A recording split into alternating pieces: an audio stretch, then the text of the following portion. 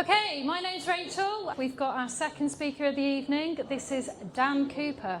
As you can see, very slick here, we've got Dot Crew, which is your company.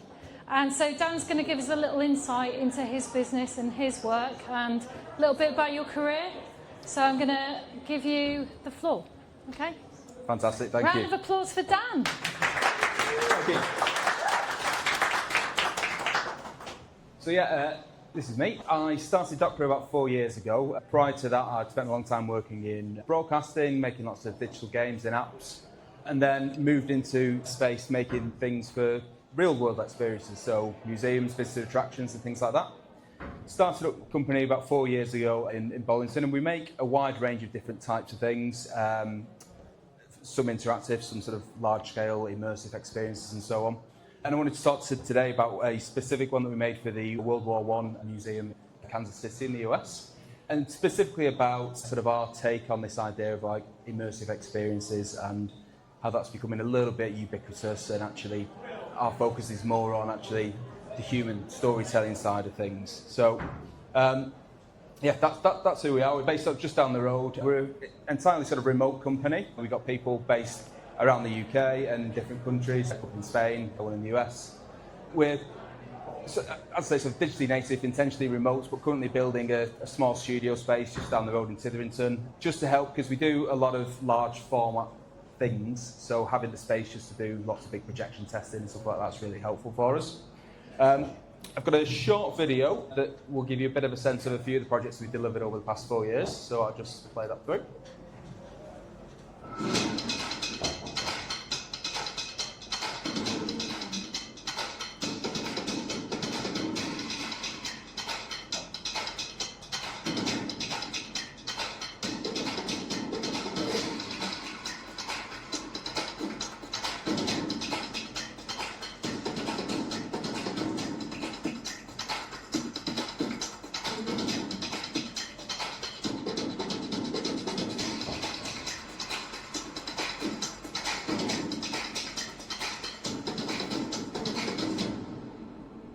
So that's a bit of a sense of the variety of types of experiences that we make.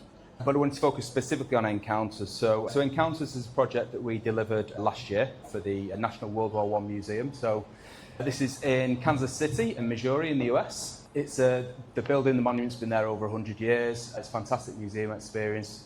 It's really central to sort of the community and city centre in Kansas. So it's going to be the image bottom left there. That's the sort of a mock-up of what the fan park experience will be like, the World Cup this summer.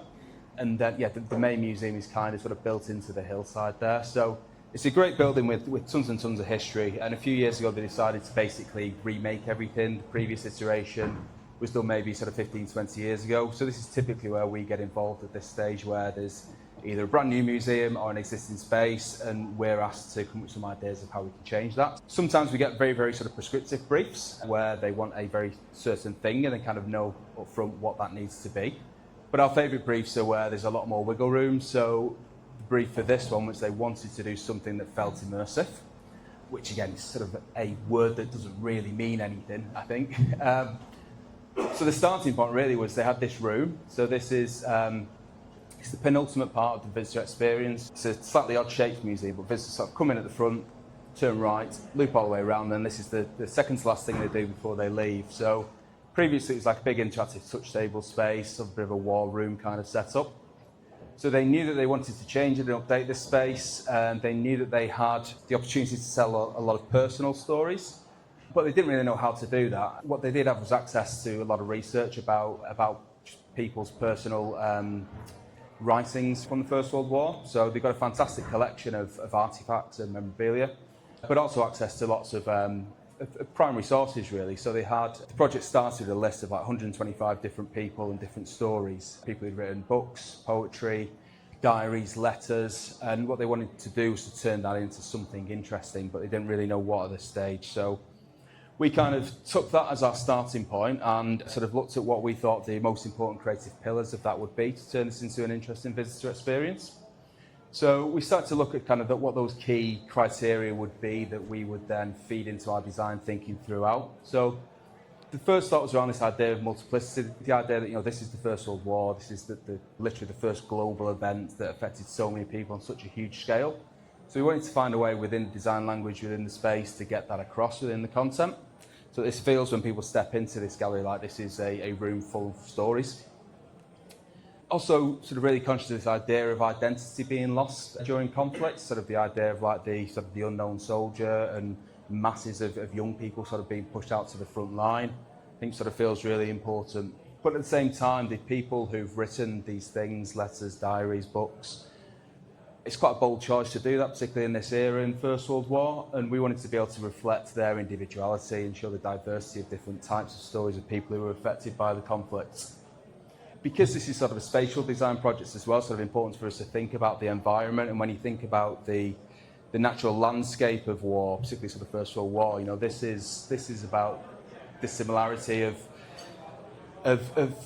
fields and buildings and streets and towns and cities that have just been destroyed, and then things like trenches being sort of knocked up sort of overnight. There's a lot of sort of lack of structure around it, and we kind of thought that there's something really interesting there about the way that then people tell stories about these events. So the lack of structure of memories and sort of the way that memories can be affected in terms of sort of really tragic events like this. But there's an interesting contrast there around the actual militaristic structure of things in war as well. So, you think about formations, you think about even things like the layouts of these sort of temporary hospital spaces, etc., in the graveyards. So there's a real sort of contrast there. So these were kind of our key criteria that we developed and put this into this format that we called encounters, and really wanted this to feel like people walk into this space to get this sense of the mass of war, but then individuals step forward and tell you their individual story. So that's sort of what we developed into this proposition. We called this encounters. We liked the idea of within this space having a wide range of different stories, but it feeling like these people are sort of almost trapped in the ether of the room. So these are sort of very early sort of mock-ups that we did, looking at the idea of using like LED strips that are addressable with video around the room, to have this idea of like silhouettes of people, memories stuck within the walls of the museum. But then when people step forward, the individuals with the story step forward and tell you their personal story. So the idea that you walk into a wide space, but then you've got a really sort of intimate connection then with somebody. And going back to that idea of, what is immersive content, I think for us, the storytelling and that personal engagement is the bit that's immersive. It's not about the technology necessarily. I think a lot of the time the word immersive is used now to describe just something that's big or loads of projection everywhere, whereas actually people get immersed in stories. So what we wanted to do is make this space sort of feel magic and feel alive. So people walk in, they see these silhouettes circling, but then we created these individual alcoves. So there are 4 alcoves within the room. Within each alcove, as people step in, there are cinemagraphs of 4 faces. So a little bit like a painting on the walls come to life a little bit, and you sort of see somebody blinking, moving slightly to draw people into that space. And as people step in, we use hidden depth sensing cameras to recognise their presence, and one of the participants then steps forward and tells their story. So it feels sort of quite magical to people as they're stepping in. We've got a short video here just to kind of summarise the experience. So you'll see a little bit here from our early sketches to final content, and then I'll talk a little bit more about that journey from A to B.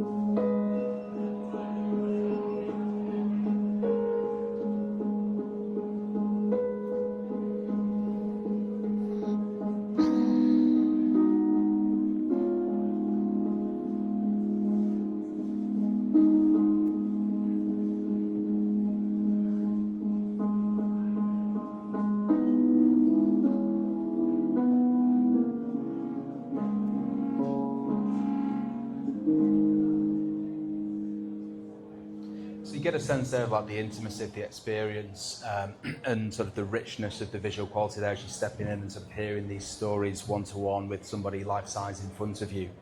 And I want to talk a little bit about sort of how we got to that stage and how we kept that focus on that authenticity of the experience. So this was sort of a very early sort of render that we created, looking at the idea of being able to tell these very personal stories, almost like an individual stepping on stage and sort of having like that sort of monologue on stage, and building sort of a tech infrastructure around them that would allow us to play with some depth and sort of do some interesting things with the space. So you can see here, this is sort of the early idea of having sort of a central screen, some screens around the side, but also projecting around that, projecting onto the floor. And one of the sort of the most common bits of feedback we've had since doing the installation is just by sort of playing with the overall shape of the space and creating that sort of illusion of depth on the floor in particular. It sort of really helps people to feel like they are actually having that conversation with somebody in front of them. So we started by just making sort of a really quick sort of demo just with sort of bits of kit we had lying around. So large format screen, projection, and looking at that idea of sort of windowing content and then expanding that world really as part of that world building. And started to look at what that might look like from a tech point of view, like how would you actually design this and realise this in a space like that. And this is the point then when we then start to work with a lot of big project partners. So we went to our hardware partner on this, Electrosonic, and sort of we suggest at this stage what the tech could be, and then they sort of do the procurement and design of the technical deliverables, and we can concentrate then on the content and the visitor experience. And one thing we wanted to do really was focus as well on the overall environment. So as people step into this space, we sort of intentionally boxed it off from the rest of the museum experience. So around the rest of the museum, there's lots of really interesting artifacts. There's a tank. There's lots of interesting posters. There's some interesting archive films and so on. But this is the first point when you actually hear a human speak to you. So we wanted that to feel really powerful as people step into this space. It feels like you come away from the rest of the museum experience and you're actually coming into something that's intentionally very different. And typically as well, a lot of the rest of the museum has lots of text everywhere, big graphic panels with sort of really in-depth stories and maps and data and everything. And we wanted to avoid all of that as much as possible here, so nothing within this space is about people having to read and kind of work hard as a visitor. So we have like a really simple sort of intro panel to give some context, but then we intentionally then remove all the context from these individual stories as people are moving around, which is sort of a really powerful approach. And I'd say sort of this concept of you've got the people sort of walking around the space, then you've got these individual alcoves. So when people step into those alcove spaces, it feels like you're having that intimate conversation. And there's lots we sort of did with the overall content and sort of spatial design within the room as well to make that sort of feel very engaging from like a sort of a tech point of view as well. But the storytelling was the most important part. And one thing we did which was really helpful actually about the beginning of the project, we went over to the museum and spoke to a lot of the visitors about the kind of stories that they'd like to hear. I'd say our starting point was like 125 potential stories to 125 different people, and then within each of those, many of them had written a full book or a series of loads of letters. So there's loads and loads of stories we could tell. But we did some really simple paper prototyping, which the museum curatorial team were really happy with us sort of taking this approach, because we basically just printed off a load of random faces and asked people to kind of come and talk to us about what attracted them to each one. So if this was a series of screens in front of you, where would you be drawn to? Would you be drawn to a particular collection for a certain reason? Would you be drawn to a particular individual for a certain reason? And we found that one of the main outcomes of this was that people didn't really want to necessarily choose, because they would often be choosing the story that they knew the most about, and they didn't really want to do that. So of the data that we got back from this testing, the least popular, if you like, people didn't want to hear the military stories so much. They didn't want to hear the white stories, the male stories. They wanted the full diversity of this. And a couple of examples is there's sort of a photo there of an African-American soldier, and like a lot of the people who come to this museum are kind of veterans and people who've been involved in the armed forces and so on. And a lot of the messages we were getting back were people saying, we're very aware that at this point in time, Black American soldiers were not treated well, so they wanted to hear that story. Likewise, some of the female-fronted stories, there was a picture of a child, a picture of an older chap, and people were very interested in sort of the diversity of the stories there. So that sort of really helped sort of focus our minds in terms of choosing these stories, and they're really, really sort of wide-ranging. But the other part we had to do then was sort of put them into individual collections, so curate them into these groups of 4. And within any of those groups, there's a nice mix there in terms of gender, in terms of age, in terms of types of story, in terms of like attitude to the war as well. So like the photo bottom left there is a lady called Louise Olivero, who was based in Seattle. She was in prison for 10 years for handing out pamphlets suggesting that people should question whether they go to war. Like, should that be a choice or should that just be something you do? So her story is very different to, say, this chap here, Melville. Melville was a young 17-year-old from Harlem, New York, and was really proud to be representing America in an age where sort of just coming out of slavery, etc. So a real sort of wide range of stories and like very different sort of tonalities across them all. So being able to then curate those into groups was sort of really interesting challenge. And the other sort of thing we did quite early on as well was just be able to test everything at full scale. So like the height of these screens here is like sort of 8 foot tall. So before sort of purchasing any of the full scale of hardware, we're able to mock all this up at scale. We're able to like play like these LED blades, for example. The particular pieces of tech that were bought by the hardware team are like super powerful. Like you can stick these on the outside of football stadiums. So we had to sort of work out how we could use something like that that's robust enough to last for the next 20 years, but using it in a way that's not going to blind people in a small museum space. So whacking them down to like 2% brightness, putting a lot of opacity onto the content, etc. But it's a really useful part of the process because we were able to, in this instance, we sort of projected at scale rather than having to buy all the LED hardware, and work out the overall show control, work out the full visitor experience, work with a sort of theatrical lighting team as well to add sort of light and so on into the space. So it was something that we sort of very lucky to do, because you don't get to do that on every project like this, but being able to bring sort of all the key stakeholders and funders into the room, sort of do walkthroughs with them. We shot content with one actor for this, which then meant that then when we were then shooting the other 15, we sort of had buy-in from everyone because they could see the quality and sort of really helped to be able to establish that at that stage of the project. Going into full production again to kind of maintain that authenticity, we obviously lots and lots of different production decisions to make. So with some of the people that we're representing, we had some actual photography. So this is a British airman called Stanley Gould Lee. We used AI to generate, what would it look like if a modern actor was playing that person, which then helped with the narrowing down of the casting search. For each of these roles, we had sort of maybe a short list of 25 really talented actors to pick from. With this one, we went with this chap, Freddie. Next step then is obviously working out the authenticity around things like uniforms, hair and makeup, getting everything spot on in terms of how it would have actually been sort of at the time, how it's going to come across on camera. His story's an aviation story. We represent some of those within the footage. So making sure everything is absolutely spot on, because within, again, this world, if you get the tiny bit of the badge wrong, then that's the thing that gets complaints no matter how good the story is. So yeah, lots of interesting work there to kind of get all that right. Then started to map out storyboards and started to build these scenes. So the backdrops to these are all digital matte paintings. And what we did was create all these backdrops and create all the motion graphics before filming anything. So it meant that when we're on set shooting all against blue screen and green screen, but knowing what the final content needs to look like, it means that like the motivation for the lighting on set can be spot on. It means that we can comp stuff in real time, stream that back to some of the clients in the US. So it's kind of a step towards virtual production without sort of the full costs of an LED setup and so on. And by blurring some of the lines in terms of some of the set works and so on, kind of really helps again just to keep everything sort of feeling as real and natural as possible. So I've got a short video here showing some of the studio stuff.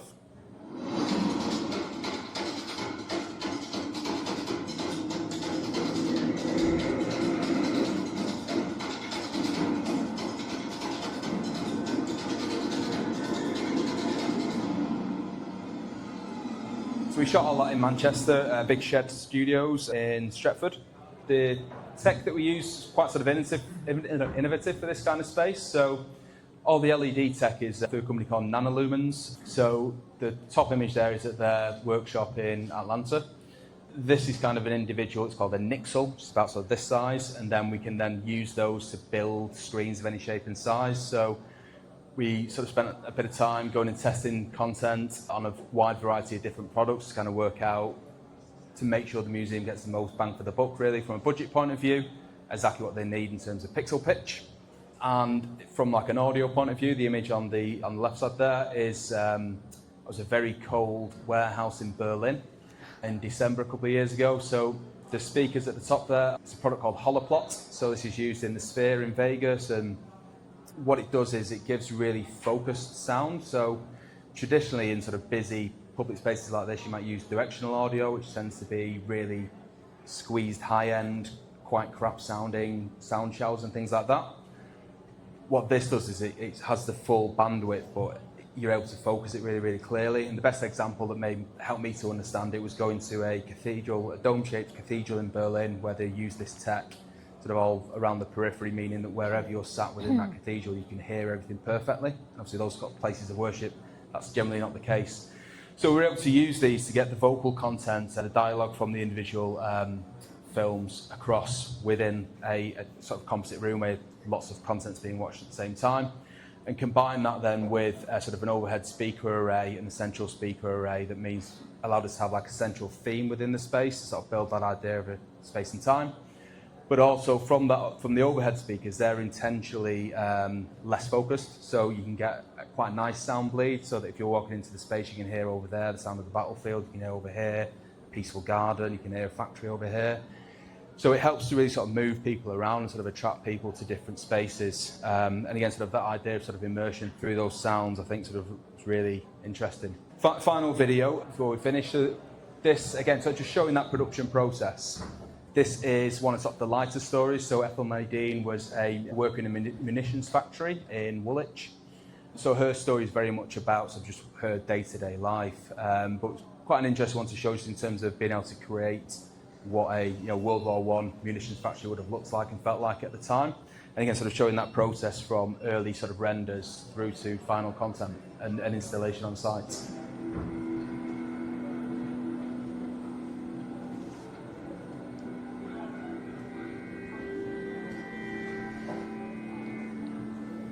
Everything that TNT pilot touches goes yellow. All the girls' faces were yellow, all round their mouths. And everything they touched went yellow. Chairs, tables, everything. I was yellow, all over.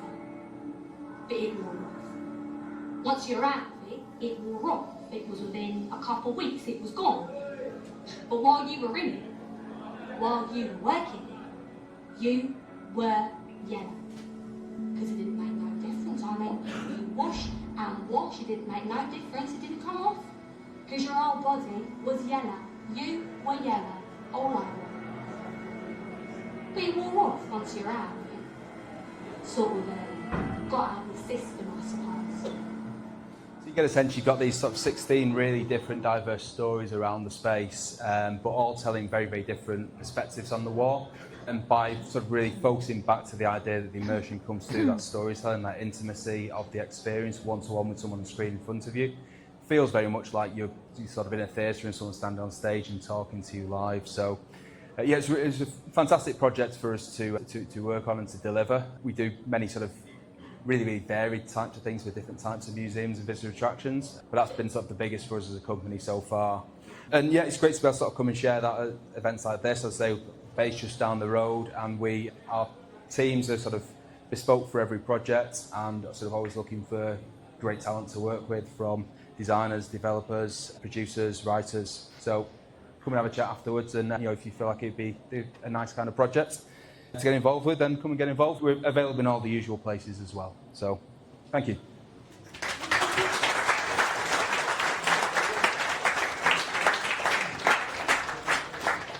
So I'm just going to ask Dan a few questions and also take some from the room. I'm sure, like me, everybody really enjoyed that. That was a really interesting presentation.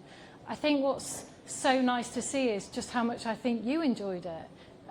It obviously meant something to you to really work out that project and how much emotion you've got. And I can see that you're highly invested. So I think it's a credit to you. I can see that you've really enjoyed working that project. And I think the outcome, God, if it wasn't so far away, I think we'd be all there, wouldn't we? We'd be all going to see the actual piece that you put in. One of the big questions in my mind is, where do you start with a project this big? Because it's huge. I mean, the quality of the production was really showing in some of those clips where you've got a real theatrical kind of lighting crew and everything. Where does it start, literally?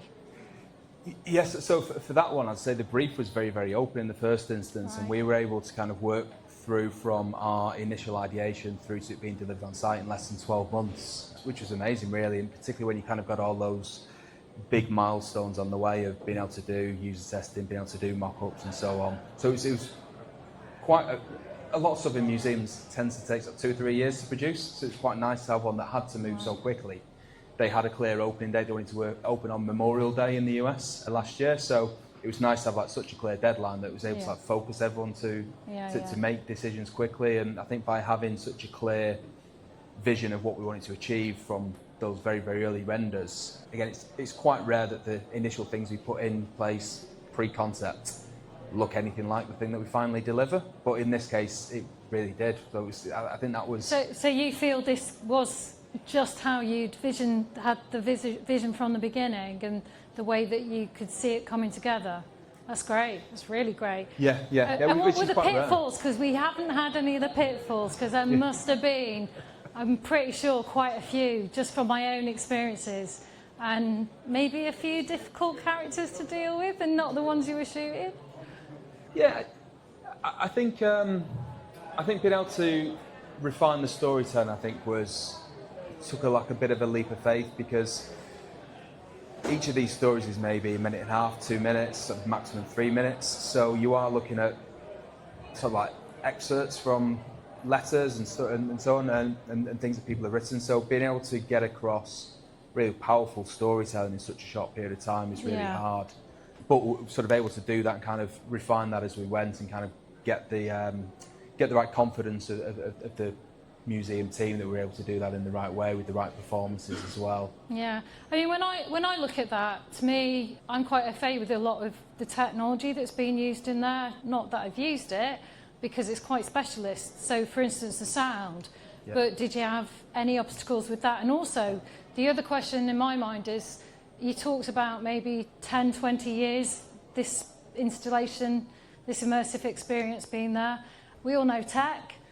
It doesn't always stay working quite how you want. So what's your kind of plan now it's in place for the future? Have you got a person who's specifically looking at, the longevity of that kind of sound or other parts of the tech? Yeah, we were lucky with this project, really, that the museum really wanted to invest in what's quite groundbreaking technology for the space. And not a lot, particularly over here, not a lot of museums have that kind of budget to be able to kind of really invest in high-end quality stuff. And so by sort of being able to take the stakeholders to Nanolumens and to Holoplot and be able to show them the quality of what they were investing in really, really helped, so they could see and hear the difference between that kind of tech versus cheaper alternatives. And we try and make sure that from an experience design point of view as well, we avoid anything that feels a bit sort of gimmicky, like latest trends and so on. All the tech here is hidden, really. If people come out of the experience and they're talking about the tech, then I think we've done something wrong with the experience design and the storytelling. Yeah, totally agree. So who's looking after the tech now? Does that still involve you? Are you on a maintenance plan? No, not really, no. We tend to install stuff and then we have like a short snagging period afterwards. But then things have to be designed to work long term. So the Pixera server, for example, that handles the show control and playback here, it's all very, very high-end kit. And by sort of investing, we do work on some projects where museum teams try and cut corners and try and go cheaper. And then they're the kind of clients then we have to then go back to and help them to unpick things and fix things later. And someone told me, is this correct, your background's at the BBC?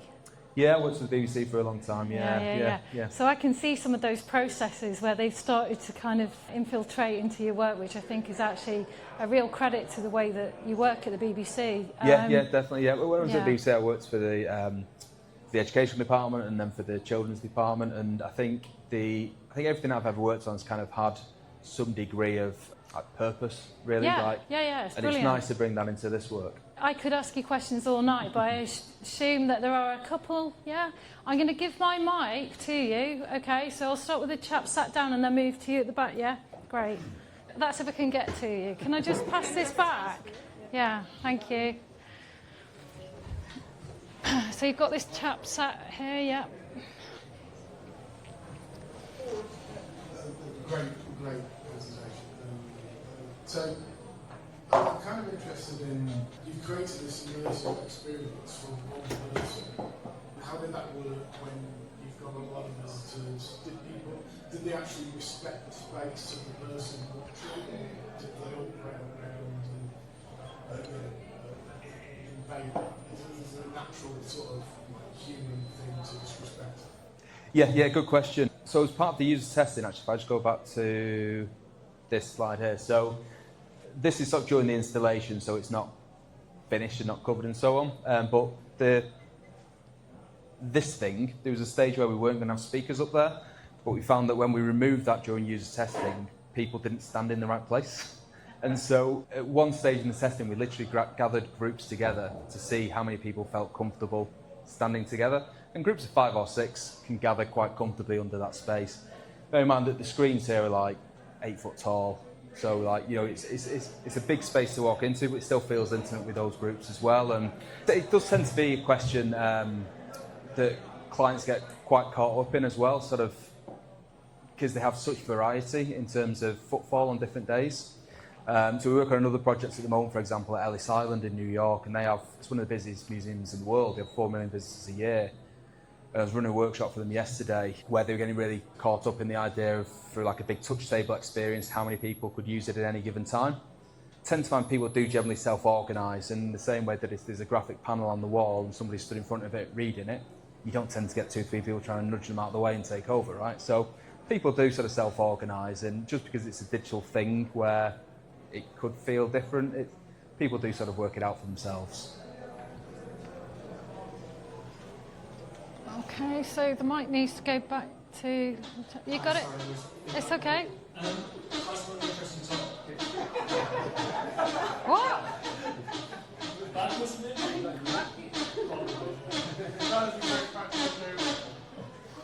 What was that? Great sound. Sorry about that.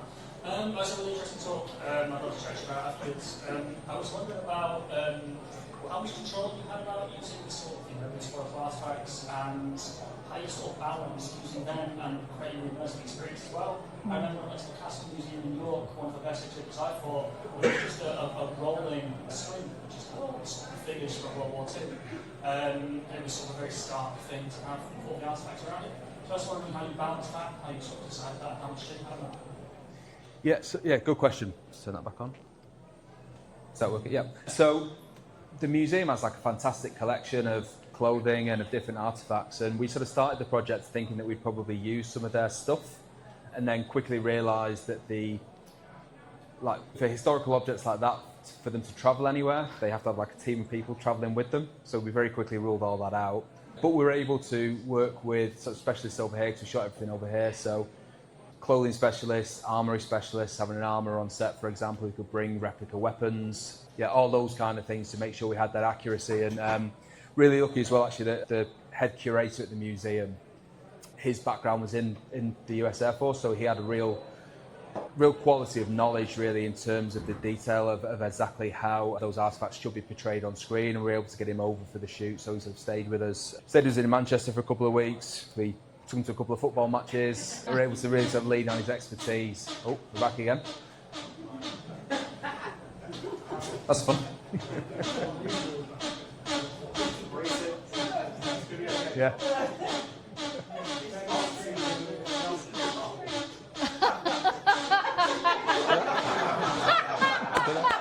I tried turning the mic off. Oh, I think it's this mic. Is that mine? I think, yeah. Okay. I'll answer any more questions without the mic. That? It was having a bit of a giggle, weren't they? Yeah. It's incredible. It's really interesting to understand, what was the measure of success in terms of the impact on the visitor, maybe, or for the museum itself. Did everyone hear that? Can you just repeat the question, Dan? We can give you the other mic. No, might make the same noise. it's okay. No, here we are. Yeah, there you go. I'm sure that will be fine. And don't expect me to use this one. Yeah, no, it was really good. So the question was about measures of success. How do we know that this has worked? And I think for My background's making digital products, and the measure of success there is about who comes on day 1, who returns on day 7, day 28, etc. Whereas this is very much more about ultimately how many people come into the museum and enjoy the experience, and TripAdvisor reviews and things like that. I think for the museum team, the fact that it's won several international awards, it's kind of getting them a lot of press, it's getting more people through the door, I think is really important for them. The main thing I think that they've kind of fed back to us since is the quality of conversation they're having with visitors when they're leaving, because this is like the second to last thing they see, and most of the conversations they have with visitors as they're leaving tend to be about this experience.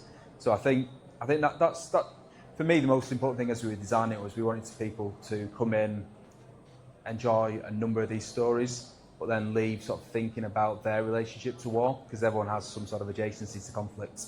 And within this space, they learn about 16 different perspectives that are all really, really different.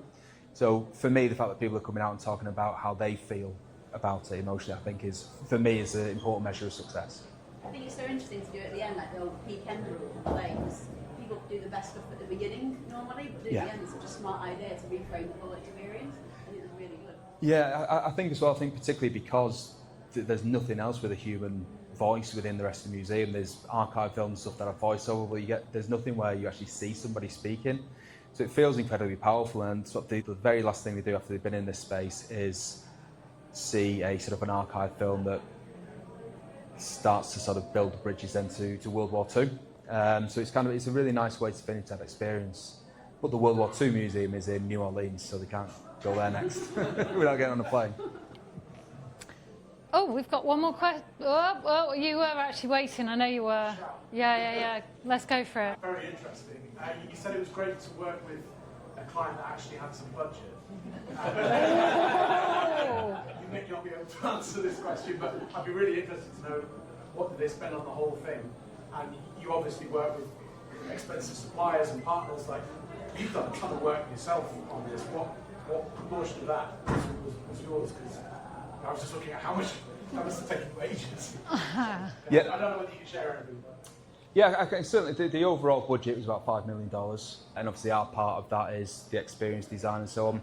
Obviously a lot of the tech sweeps up a lot of that budget, a lot of the deconstruction of the existing space, reconstruction, having to change ceilings, all those kind of things. So yeah, big budget, but I think for the team that commissioned it, that was kind of an important thing for them. They wanted to do something that was, a lot of the museums in the US tend to be, have like a lot of donors providing money for them, and they kind of wanted to do something that was big and landmark for, it's 100 years since this place opened, and they wanted to do something to really commemorate that. Cool. We've only got one more question, so we might as well take that question. Very small. Yay! Most of the museums, they have temporary exhibitions, permanent exhibitions. Are they planning to continue including new experiences to this showcase? And are there any projects that you couldn't realize because it's just this part realized? Yeah, so we sort of talked to them about the idea of continuing to invest over time. So we like the idea of having different sort of thematic takeovers at a period of time. So you could do something around Black History Month, for example, that brings in a new collection of stories there. So they're definitely open-minded to how they do that over time, because they need to keep this alive. This is part of their core permanent exhibition, but they have other temporary exhibitions as well on site.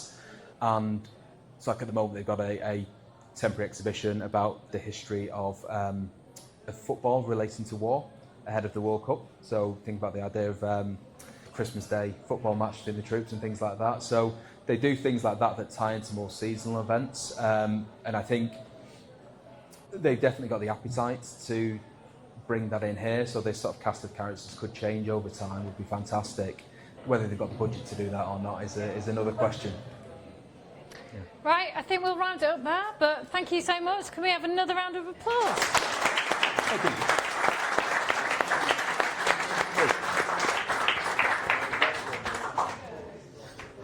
So can I just say, I hope that we all get to see you all again at the next one. We've really enjoyed seeing everyone here this evening, and I hope that you've enjoyed the talks we've put on, and hopefully we'll get a bit better at this, because it's been, the first actual proper one, not the social. Next one will be May 7th. which is also my VAT bill due date. We've got Gareth booked in, who if you haven't heard of, you're going to hear of because his company clearly is doing some pretty impressive stuff at the moment. Hey. And it's going to be interactive with some of their games. So one not so we'll see you all in May. And you can also drink beer. Anyway. Thank you. Thank you.